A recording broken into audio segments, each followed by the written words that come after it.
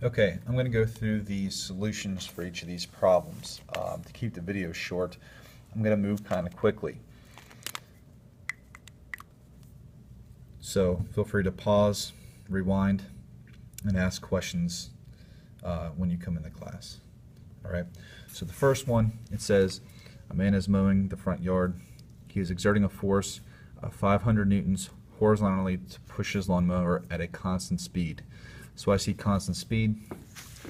That means that when I sum up my forces, it's going to equal 0 because there's no acceleration. So MA equals 0. It wants to know what the amount of frictional force is in order for there to be constant speed. So if here's my lawnmower, okay, he's exerting a force of 500 newtons. There has to be some frictional force acting backwards. And if it's constant speed, these two have to be balanced. So I already know the answer, but we can write it out as 500 newtons minus the frictional force is equal to 0. Move that over so that frictional force is equal to 500 newtons. Okay? If you want to be particular, put the negative sign in because it is acting to the left. Number 2, if a force of 650 newtons is exerted on a sled by a team of dogs and there is a frictional force of 10 newtons, what is the acceleration of the sled? So we know that if we add up all of these forces, the object that we're looking at is going to accelerate. So it says that there is a force of 650 newtons, and then there's a frictional force equal to 10 newtons. So because there is acceleration, these two have to be unbalanced. This one's much greater than this. We have the force that the dogs exert on the sled minus the frictional force on the sled, and that's going to cause the sled to accelerate. So I have 650 minus 10 is equal to 200 kilograms, because that's what the mass of the sled is equal to acceleration. Okay, so I have 640 divided by 200,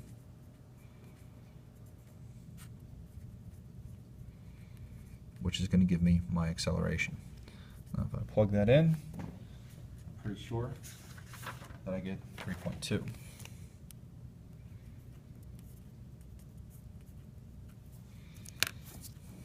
Okay. Problem number 3. A person can exert a force of 1,550 newtons on a bench press. If there is 158 grams on the bar, what is the acceleration of the weights? So bench press, person is pushing upwards. They can exert 550 newtons of force. We have mg going down. They do tell us the mass, and it is accelerating, so I know that the force up minus the mg down is going to cause the mass to accelerate. So if I have 1,550 newtons up minus mass times gravity, where that's 158 kilograms times 9.8, is going to equal the mass, which is 158 kilograms, to accelerate. So plug this into your calculator, you get 1,550 newtons minus 1548.4, so it's just a few newtons less, is equal to 158 times acceleration. So this minus this, if we divide both sides by 158,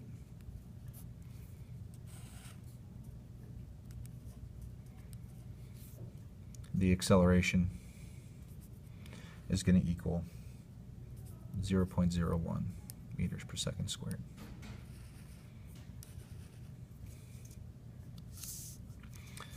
Another lifting problem, a crane is trying to lift up a certain mass worth of scrap metal. It wants to know how much force is needed to accelerate the mass upwards at this rate. So I am looking for this force to lift up counteracting that much gravity. Okay, so force minus mg is going to cause the mass to accelerate.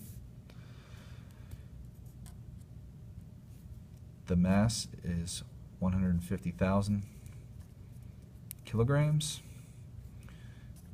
and since mg is weight, I'm multiplying that by 9.8, and I'm still trying to accelerate that 150,000 kilograms to a rate of 0.05 meters per second squared. Okay, so I'll have to take this number, subtract it from this number to get what the force is.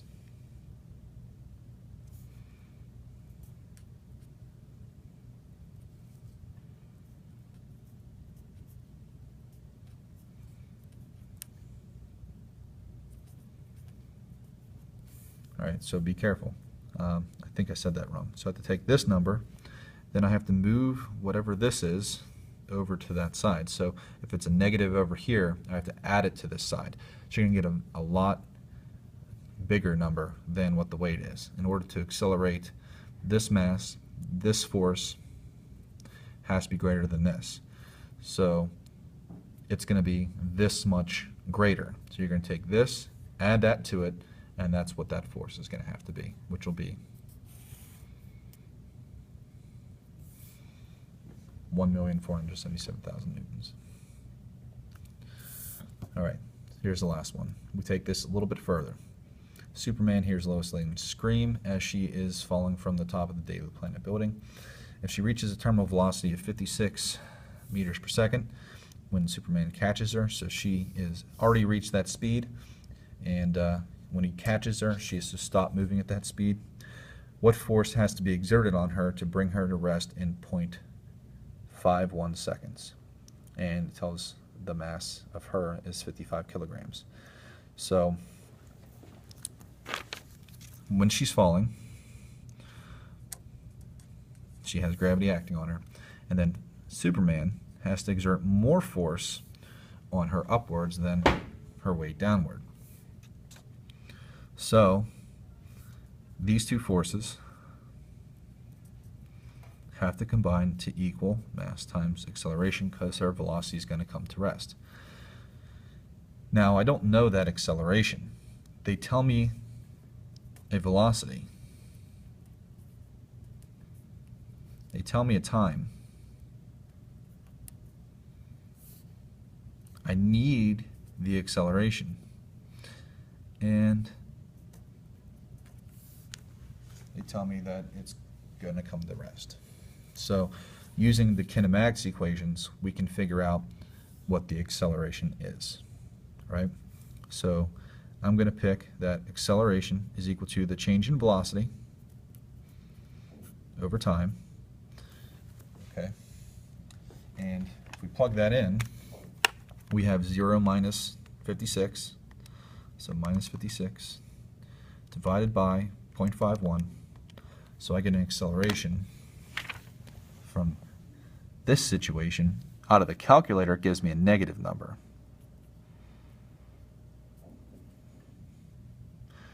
That's because I made a mistake. It's 109.8. Okay. Because she's falling downward, this is negative, which makes that a positive number, which makes that a positive acceleration. So that makes more sense with my diagram, since the force is positive, the greater force. Okay, so now that I know the acceleration, I can plug in what I know.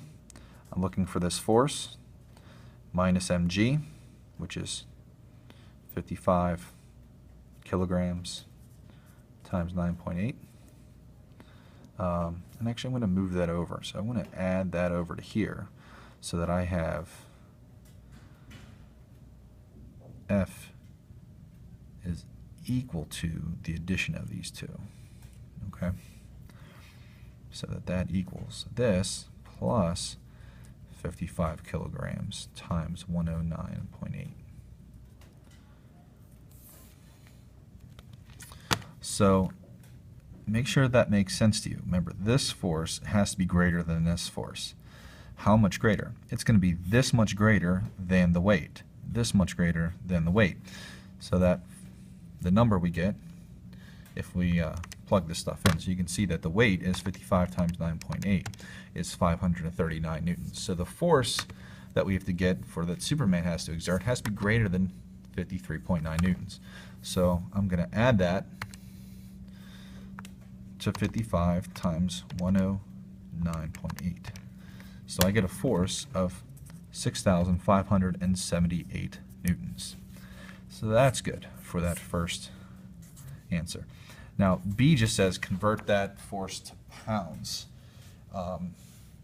Just to get a sense of how much force that would actually be on a person. And could they actually withstand that force?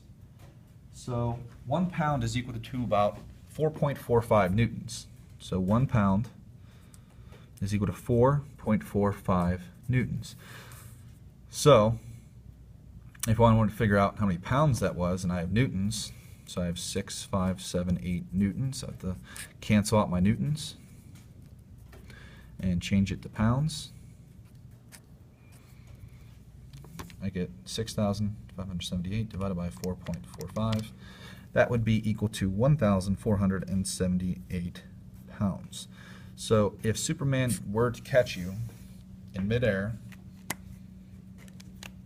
he would have to exert that much force on you, which would be no different than setting 1,500 pounds on top of you.